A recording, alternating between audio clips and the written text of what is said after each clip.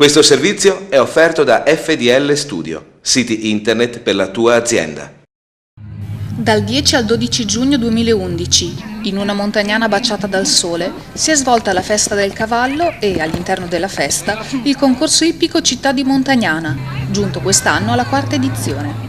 Anche quest'anno abbiamo voluto mantenere il nostro consueto appuntamento con questa manifestazione importantissima, non solo per il mondo dell'ippica, ma è importante anche come appuntamento per la nostra città. Siamo veramente contenti e soddisfatti della riuscita di questa nostra iniziativa, anche perché vediamo appunto che di anno in anno cresce e acquista sempre più valore, diventando una delle manifestazioni fra le più importanti che ci sono qui a Montagnana. Nell'ippodromo di Prato della Valle si sono sfidati 150 fantini ogni giorno, per un totale di 450 atleti nei 3 giorni dell'evento.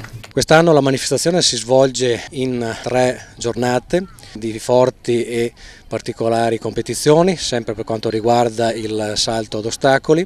Anche quest'anno abbiamo avuto una folta partecipazione, 150 il venerdì, 150 il sabato e alla domenica. Quindi abbiamo, direi, cresciuto anche non solo qualitativamente ma anche per quanto riguarda la partecipazione. Aggiungendo di un giorno si è prolungato e quindi si è arricchito anche il numero di partecipanti.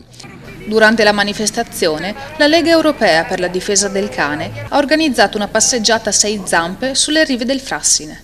Anche quest'anno, oltre alla gara nazionale di salto ad ostacoli, erano presenti le giacche verdi, con uno spazio allestito per i più piccoli, per il battesimo della sella.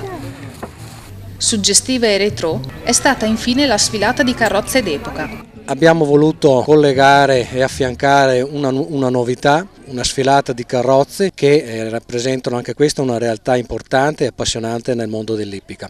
La loro eleganza ha riportato emotivamente e visivamente la città in un tempo lontano, quando i signori usavano questo mezzo di trasporto e non c'era bisogno di ZTL o di aree pedonali per vivere la bellezza della piazza e della cinta muraria della città.